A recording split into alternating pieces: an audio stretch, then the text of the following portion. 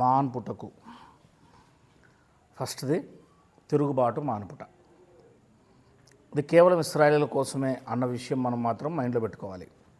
నీ జనము అన్నమాట, నీ పట్టణము అన్నమాట మనము చివరిలో చూస్తాం. వారికి మాత్రమే 70 వారాలు విధింపబడ్డాయి, అందులో ఇంకా మిగతా వారికి సంబంధం లేదు అని మనకు స్పష్టమవుతుంది. తిరుగుబాటు మాన్పుటకును అనే మాటను మనం చూస్తే, తిరుగుబాటు మానాలి అంటే ఏం చేయాలి?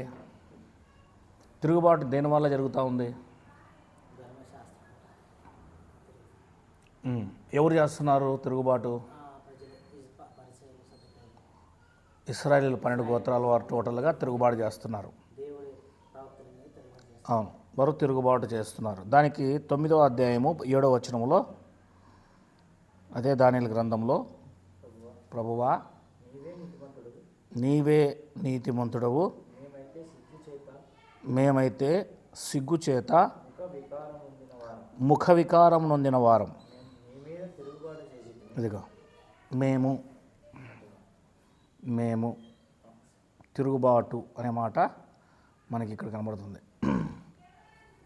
తిరుగుబాటు చేసితిమి కనుక తిరుగుబాటు చేస్తూనే ఉన్నారు. వీళ్ళంతా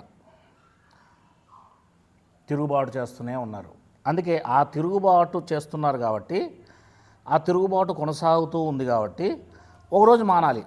ఆ తిరుగుబాటును ఒకరోజు మానుపుతాడు. దానికి 70 వారాలు పడుతుంది.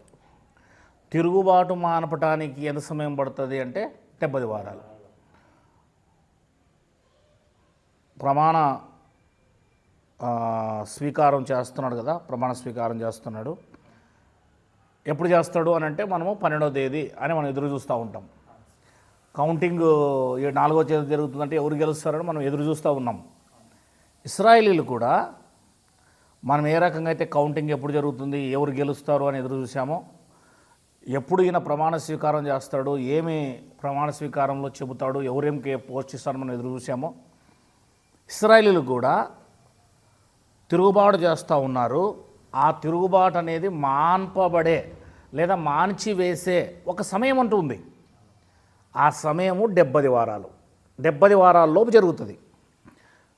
టైం అనేది పెట్టాడు దానికి. 70 వారాల్లోపు జరుగుతుంది. అది కాలం బిగించేశాడు దానికి. టైం అనే కాలం ఒకటి బిగించేశాడు. ఇప్పుడు ఆ 70 వారాలు వారికి విధించబడి ఆ 70 వారాల్లో తిరుగుబాటు మాన్పబడుతుంది. ఇక్కడ తిరుగుబాటు అనే మాట మనం ఇప్పుడు చూసాము. ఇంతకుముందు నేను మీకు చెప్పేటప్పుడు మత్తయి సువార్త 23వ అధ్యాయము 30వ వచనం నుంచి చెప్పుకుంటూ వచ్చాను. అది మీకు తెలుసు. ఏమని ఉంటుంది అక్కడ? మీ పితరులు తిరుగుబాటు చేస్తూనే ఉన్నారు, ప్రవక్తలను చంపుతూనే ఉన్నారు. జకర్యా, అది హెబేలు మొదలుకొని జకర్యా వరకు మీరు తిరుగుబాటు చేస్తూనే ఉన్నారు, వారి పరిమాణాన్ని మీరు కూడా పూర్తి చేయండి అని చెప్పుకుంటూ వచ్చి చివరిలో ఏం చెప్తారంటే, యెరూషలేమా యెరూషలేమా, నీ పిల్లల్ని నేను ఎన్నో మార్లు నా రెక్కల కిందకి చేర్చుకోవాలనుకుంటుంది కానీ మీరు వల్లకపోతురి అంటూ యెరూషలేము నాశనం అవుతుందని చెప్తున్నాడు అక్కడ. అంటే ఈ 24వ వచనంలో ఉన్న చివరి సందర్భము మనము ఆ 23వ అధ్యాయం మత్తయి సువార్త 37వ వచనంలో చూడొచ్చు, 36, 37 వచనాలు చూడొచ్చు.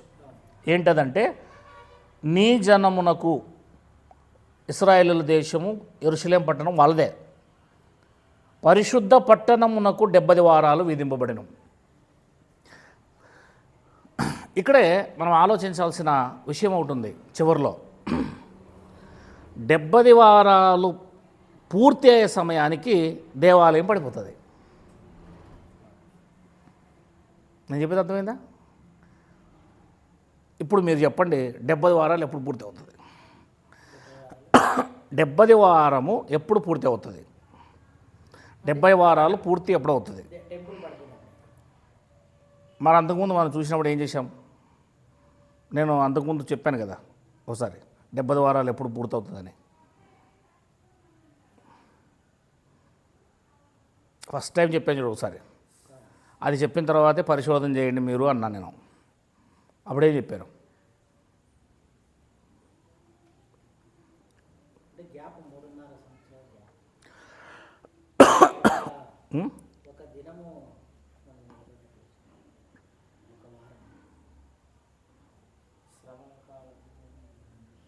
అట్లా కాదు, నేను చెప్పినప్పుడు ఆ రోజు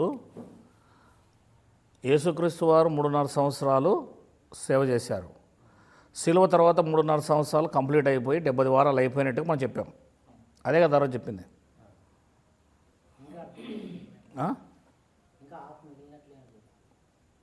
హాఫ్ మిగిలినట్లా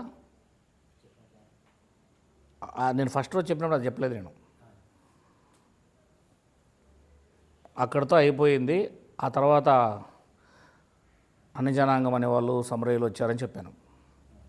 ఓకేనా? కానీ ఇక్కడ ఏం చెప్తామని చూడండి, జాగ్రత్తగా ఆలోచిస్తే, పరిశుద్ధ పట్టణమునకు 70 వారములు, నీ జనమునకు పరిశుద్ధ పట్టణమునకు 70 వారాలు విధింపబడిను అని చెప్తుంది బైబిల్.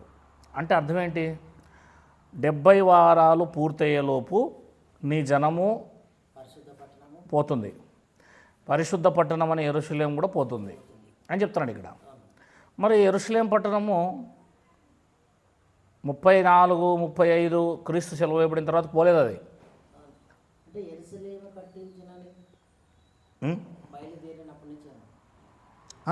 అది కట్టించేది కింద మళ్ళీ తర్వాత చెప్తాడు. ముందు పైన పోయేది చెప్తాడు. ఆ పట్టణం పోయేదానే ముందు చెప్తాడు. ఫస్ట్ కట్టిస్తారన్న విషయం కింద చెప్తాడు, మరలా పోతుందని ముందే చెప్తాడు అన్నమాట పైన విషయాన్ని.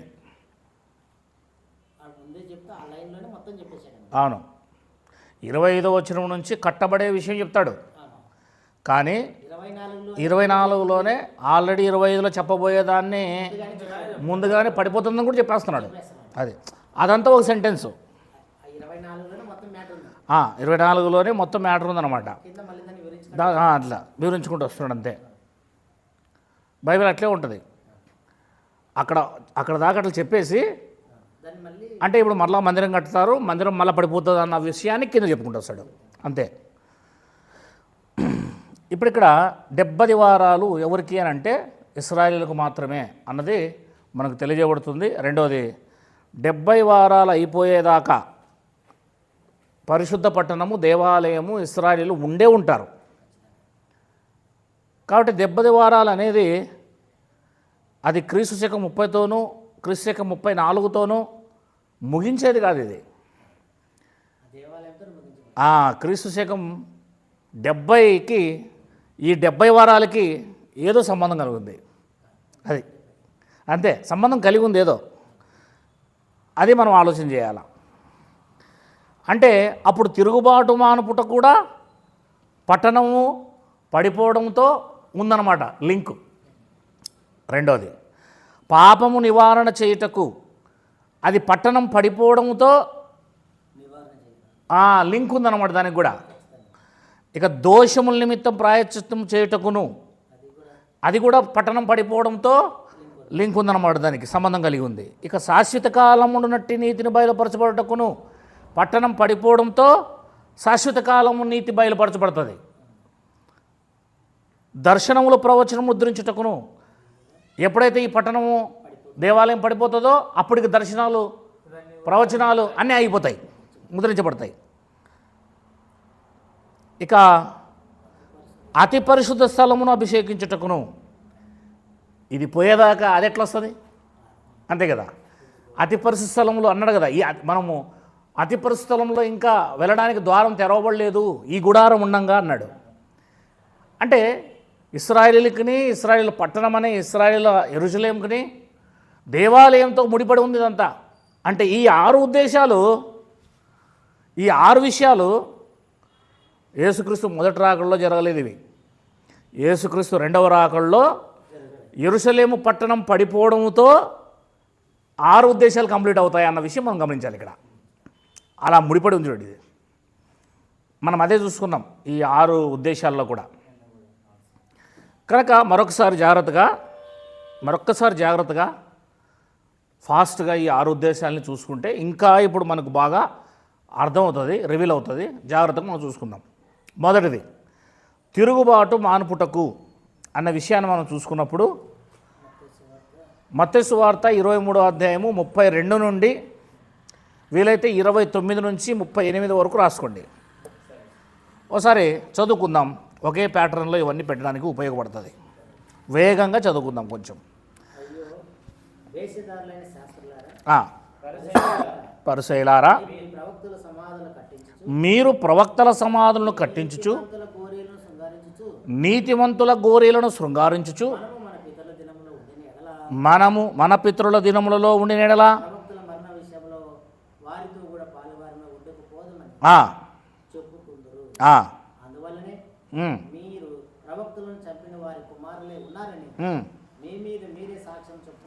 చెప్పుకొనుచున్నారు. చేయుడి. సర్పములు సర్ప సంతానమా, నరక శిక్షను మీరు ఎలాగూ తప్పించుకుందరు. అందుచేత ఇదిగో నేను మీ వద్దకు ప్రవక్తలను, ఇది భవిష్యత్తు. ఈ 32 నుంచి మనము 39 వరకు చూస్తే 29 నుంచి 31 వరకు ఇశ్రాయేలీల పితరులు చేసిన పని. 32 నుంచి 39 వరకు యేసుక్రీస్తు కాలంలో నుండి ఉండేవాళ్ళు చేసే పని. 29 నుంచి 31 వరకు 31 వరకు ఆ కాలంలో ఉన్నవారి పిల్లలు చేసిన పని, పితరులు చేసిన పని, తల్లిదండ్రులు చేసిన పని, అంతే కదా. అదే ఇశ్రాయేలు పితరులు చేసిన పని. ఎక్కడి నుంచి? ధర్మశాస్త్రం వచ్చినప్పటి నుంచి. వారి పరిమాణమును పూర్తి చేయమని అడిగింది ఇక్కడ. మీరు మీ పితరుల పరిమాణమును పూర్తి చేయుడి అంటే ఆ కాలంలో ఉన్నవారు అన్నమాట వీళ్ళు. అంటే స్టిల్ ఆ తరములో ఉన్నవారు అని అర్థం చేసుకోవాలి.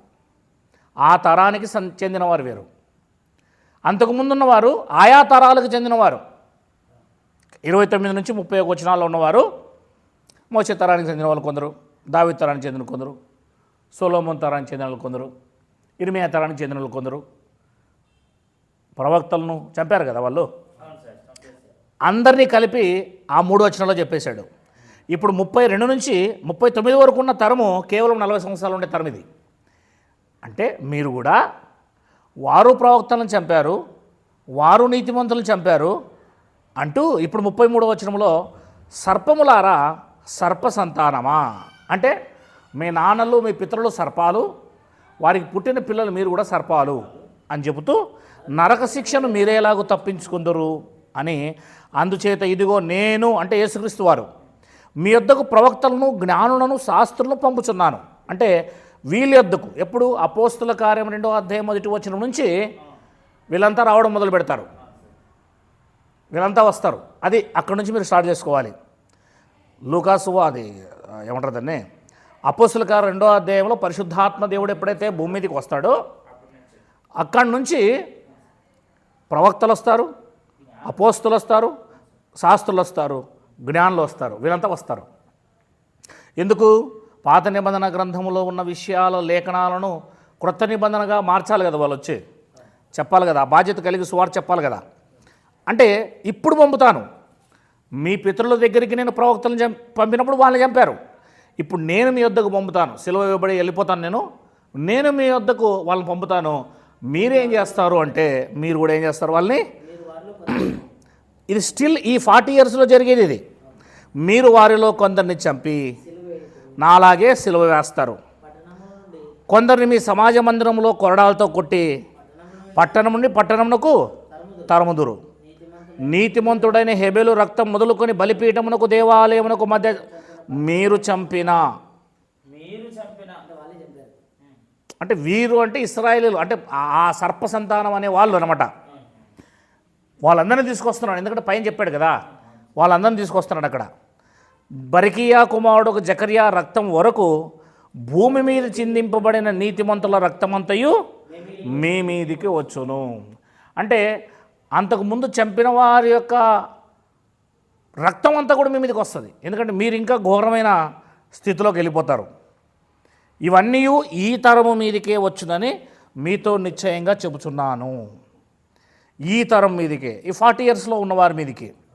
యెరూషలేమా యెరూషలేమా, ప్రవక్తలను చంపుచూను నీ యొద్దకు పంపబడిన వారిని రాళ్లతో కొట్టుచూను ఉండుదానా, కోడి తన పిల్లలను రెక్కల కిందకి ఎలాగూ చేర్చుకోవాలో అలాగే నేనును మీ పిల్లల్ని ఎన్నో మార్లు చేర్చుకునే వాళ్ళు ఉంటుంది, కానీ మీరు రాలేదు, అంటే నా సువార్త వినలేదు. ఇదిగో మీ ఇల్లు మీకు విడవబడి ఉన్నది. మీ ఇల్లు అంటే ఇక్కడ ఏంటి? యెరూషలేము, యెరూషలేము లేదా దేవాలయము అని అర్థం చేసుకోవాలి మనం. ఇల్లు అనగానే దేవాలయము లేదా యెరూషలేము అనే మాట మీరు అర్థం చేసుకోవాలి. ఇది మొదలుకొని ప్రభువు పేరిట వచ్చువాడు స్తుతింపబడునుగాక అని మీరు చెప్పుట వరకు నన్ను చూడాలని మీతో చెప్తున్నాను. అంటే ఇది రెండవ రాకడ, సెకండ్ కమింగ్ కోసం మాట్లాడాడు ఇక్కడ. ఇది మొదలుకొని ప్రభువు పేరిట వచ్చువాడు అనే మాట రెండవ రాకడ. స్తుతింపబడునని కాక అని మీరు చెప్పు వరకు నన్ను చూడడని మీతో చెప్తున్నాను. అంటే రెండవ రాకడలో యేసుక్రీస్తుని వాళ్ళు చూస్తారు అని మనకు తెలియజేయబడుతుంది ఇక్కడ. అల్టిమేట్గా ఇక్కడ ఏం చెప్పబడుతుందంటే యేసుక్రీస్తు మొదటి రాకడ ఇక్కడ చెప్పబడుతుంది, కనబడుతుంది ఈ ప్యాటర్న్లో 29 నుంచి 39 వచనాల్లో. యేసుక్రీస్తు రెండో రాకడ కూడా కనబడుతుంది అక్కడ. యేసుక్రీస్తు మొదటి రాకడ అనగానే మీరు 7:30 తెలుసుకోవాలి, యేసుక్రీస్తు రెండవ రాకడ అనగానే 7:70. ఈ మధ్య జరిగే సంఘటనే 32 నుంచి 38 వచనాల్లో ఉన్న విషయాలు. 40 సంవత్సరాల నుండి అల్టిమేట్గా మనకు కనబడుతూనే ఉంటుంది. నిన్నటి రోజు నేను మీకు చూపించేటప్పుడు కూడా ఏవేల్ గ్రంథంలోనైనా యెషయా గ్రంథంలోనైనా చూపించాను కదా. మీకు హితవస్త్రం అన్నప్పుడు ప్రతి ఒక్క పక్కనే ప్రతిదాన్ని చూపించాను. ఆ 2 దానికి మధ్య 40 సంవత్సరాలు ఉంటుంది. అంటే 40 సంవత్సరాలు అనేది కామన్, ఎక్కడైనా సరే అది కనబడుతూనే ఉంటుంది అన్నది మనం గమనించాలి. మొదటి రాకల్లోనే యేసు మాట్లాడుతున్నాడు అంటే ఆ మాటలు ఆయన బ్రతుకున్నప్పుడు చెబుతూ ఎక్కడ తీసుకెళ్ళాడు? 39 వచనంలో మొదటి రాకల్లోనే ఉంటూ రెండో రాకడ గురించి మాట్లాడాడు. అంటే 40 ఇయర్స్ లైన్ తీసుకెళ్తున్నాడు ఆయన. అది మ్యాటర్. Very good. ఇంకొక మాట చూస్తే మనం తెస్సలోనికలకు రాసిన పత్రికలో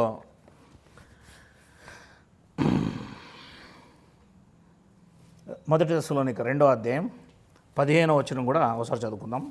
కొంచెం ఫాస్ట్గా చదువుకుందాం, తెరిచిన వెంటనే చదివేసేయండి. ఆ యూదులు తమ పాపములు ఎల్లప్పుడూ సంపూర్తి చేసి ఉన్నారని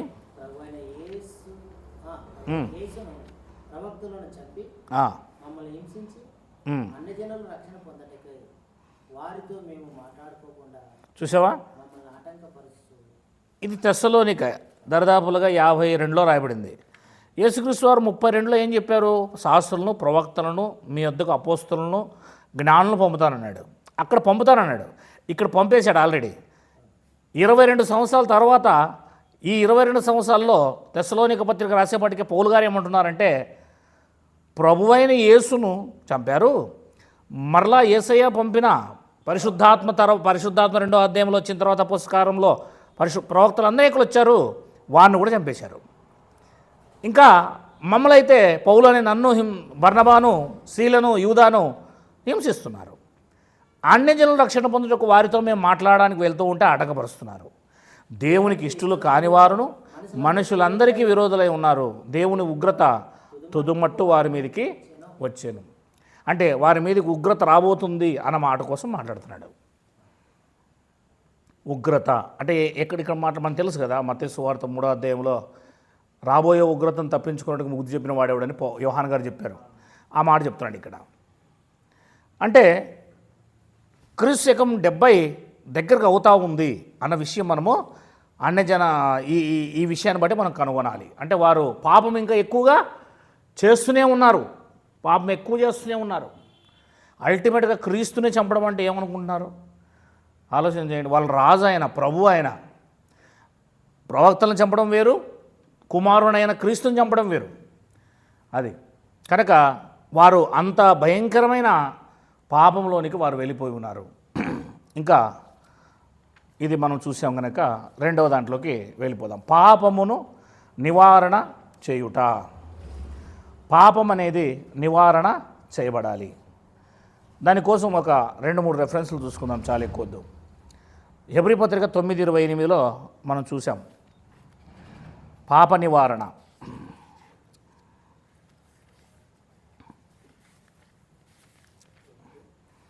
చదవండి తొందరగా. 9:28.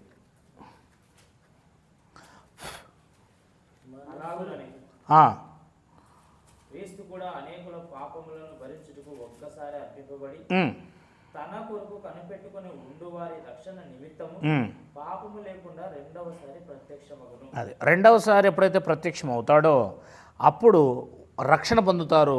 ఎలా రక్షణ పొందుతారు అంటే వారి పాపాలు అప్పుడు క్షమింపబడతాయి. అంటే పాపాలకు నివారణ ఎప్పుడు దొరుకుతుంది? రక్షణ పొందినప్పుడే కదా పాపాలకు నివారణ దొరుకుతుంది, అంతవరకు దొరకదు. అంటే పాప నివారణ కావాలంటే రెండో రాకడ రావాలని ఇక్కడ బైబిల్ చెప్తుంది. మొదటి దాంట్లో మనం ఏం చూసుకున్నాము? తిరుగుబాటు మానపడ అనే దాంట్లో కూడా రెండో రాకడ టచ్ చేసాం. ఇక్కడ ఇది రెండవది పాపం నివారణ చేయటం కూడా ఇది రెండవ రాకడ లైన్ కలుపుతాను చూడు తిరిగి వెళ్ళి. ఇప్పుడు రోమిలకు రాసిన పత్రిక 13వ అధ్యాయము 11వ వచనం.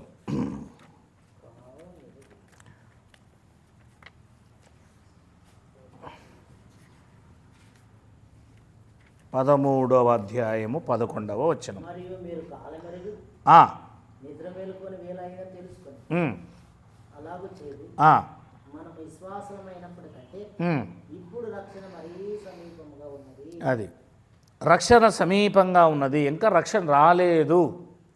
సేమ్ రోమపత్రిక ఏదైతే ఉందో ఇది